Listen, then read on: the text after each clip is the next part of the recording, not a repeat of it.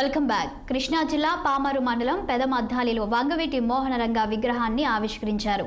రంగా తనయుడు వంగవీటి రాధాకృష్ణ, ఎమ్మెల్యేలు బోడే ప్రసాద్, కాగిత కృష్ణప్రసాద్తో కలిసి ఎమ్మెల్యే వరలకుమార్ రాజా విగ్రహాన్ని ప్రారంభించారు. పేదల పెనిది వంగవీటి రంగా విగ్రహాన్ని ఆవిష్కరించడం ఎంతో సంతోషంగా ఉందని నేతలు వ్యాఖ్యానించారు. రంగా ప్రజల గుండెల్లో చిరస్థాయిగా నిలిచారని కొనియాడారు. కార్యక్రమంలో గ్రామ జనసేన నాయకులు రాధా, రంగా మిత్రమండలి నేతలు పాల్గొన్నారు.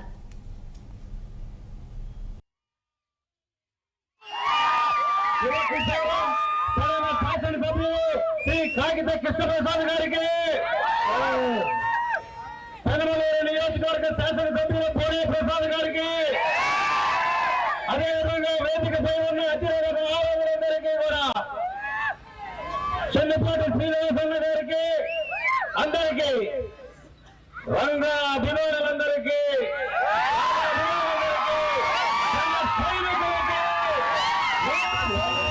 సంవత్సరాలుగా ఎదురు చూస్తున్న నిరీక్షణ ఫలించింది.